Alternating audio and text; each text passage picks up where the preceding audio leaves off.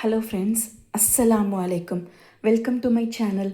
இப்போ நான் உங்களுக்கு என்ன காட்ட போகிறேன்னா, மில்லட்ஸ் தோசை அண்ட் இட்லி. எங்கள் வீட்டில் ரெகுலராக வந்து பார்த்திங்கன்னா இந்த தோசை இந்த இட்லி தான் யூஸ் பண்ணுவோம்.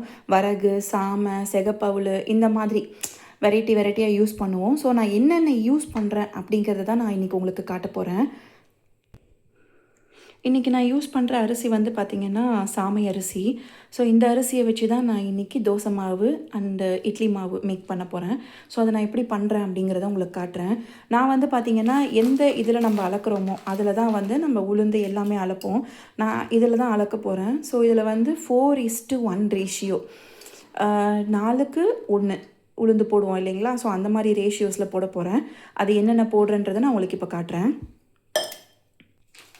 நான் ஃபஸ்ட்டு யூஸ் பண்ணுறது வந்து பார்த்திங்கன்னா சாமை அரிசி. ஸோ சாமை வந்து அதே படியில் வந்து பார்த்திங்கன்னா நல்லா முழுக ஒரு படி ஃபுல்லாக எடுத்துக்குவேன். அந்த ஒரு கப்பில் ஃபுல்லாக எடுத்துக்குவேன். ஸோ 1 அண்ட் ஒரு எக்ஸ்ட்ரா இருக்கிறதையும் இது வந்து ஒரு 1/2 kg கிட்ட இருக்கும். ஸோ இது ஒரு 1/2 kg கணக்கு வரும். ஸோ நான் அது ஃபுல்லாக எடுத்துக்கிட்டேன். இதுலேயே வந்து பார்த்திங்கன்னா செகப்பவுள் இருக்குது இல்லையா? ஸோ செகப்பவுள் செகண்ட் இது ஃபுல்லாக நிரம்ப எடுத்துக்குவேன். செகப்பவுள். ஸோ இப்போ மொத்தமாக இதில் நான் 2 போட்டிருக்கேன். இது கூடயே சேர்த்து இட்லி அரிசியை நான் போட போகிறேன். ஸோ இது வந்து இட்லி அரிசி நான் யூஸ் பண்ண போகிறேன்.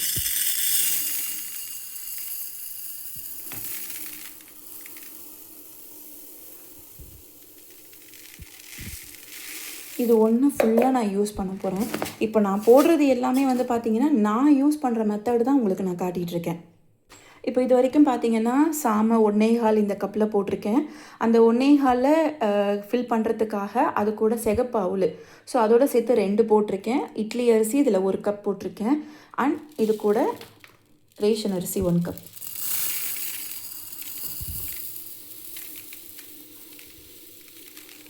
பாருங்கள், நிரம்ப நான் போடுவேன். எப்போவுமே நிரம்ப போட்டோம் அப்படின்னா அதுக்கு ஏற்ற மாதிரி நம்ம உளுந்தும் வந்து நம்ம கால்குலேட் பண்ணிக்கலாம். ஸோ இதில் நான் 4 போட்டிருக்கேன். 1.25 கப்பு வந்து சாமை அரிசி போட்டிருக்கேன்.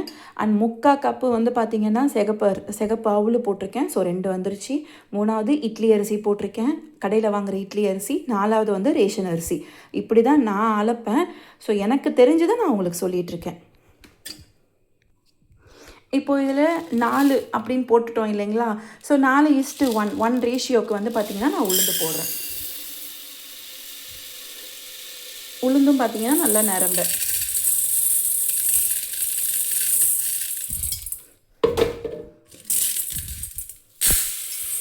இதுதான் நான் யூஸ் பண்ணுற மில்லட் தோசை.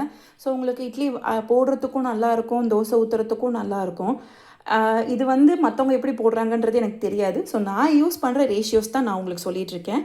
அண்ட் தென் இது கூட ஒரு 1.5 ஸ்பூன் அளவுக்கு வெந்தயம். ஸோ இதை வந்து பார்த்திங்கன்னா இப்போ நான் நைட்டு ஊற வைக்கிறேன். இப்போ நான் நைட்டு ஊற வச்சேன் அப்படின்னா, நைட்டு வந்து ஒரு 9 o'clock நான் ஊற வைக்கிறேன் அப்படின்னா, காலையில் ஒரு 9 or 10 o'clock வந்து நான் அரைச்சிடுவேன். நான் அரைக்கும் போது வந்து பார்த்திங்கன்னா ஃபஸ்ட்டு உளுந்து அரைச்சிடுவேன். உளுந்து அரைச்சதுக்கப்புறமா மில்லட்ஸ் மில்லட்ஸ் போட்டு வச்சுருக்கோம் இல்லையா? ஸோ இது ஃபுல்லாத்தையுமே நான் அரைச்சிடுவேன். அதுக்கப்புறம் அரைச்சி மிக்ஸ் பண்ணிவிடுவேன். ஸோ இதுதான் வந்து செம சாஃப்டாக இருக்கும். இட்லிலாம் பயங்கர சாஃப்டாக இருக்கும். நார்மல் இட்லி தோசை வந்து பார்த்திங்கன்னா புளிக்கிறதுக்கு 4 hours போதும்.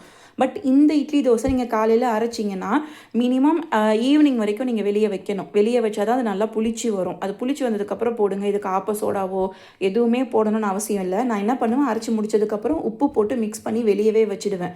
ஃப்ரிட்ஜில் வைக்க மாட்டேன். ஸோ அது உங்களுக்கு வந்து பார்த்திங்கன்னா நல்லா பொங்கி வரும் ஈவினிங்காக. நான் வந்து இட்லிக்கு தேவையானது தனியாகவும், இதே மாவில் தோசைக்கு தேவையானது இன்னொரு இதுலேயும் வச்சுக்குவேன். ஏன்னா இட்லி வந்து நம்ம ஓரளவுக்கு கட்டியாக ஊற்றுவோம் இல்லைங்களா? ஸோ அதுக்கு ஒரு இதுலேயும் வச்சுக்குவோம். ஒரு பாத்திரத்தில், இன்னொரு பாத்திரத்தில் தோசைக்கு வந்து கொஞ்சம் கன்சிஸ்டன்சி வந்து கொஞ்சம் தின்னாக நம்ம கலக்குவோம் இல்லைங்களா?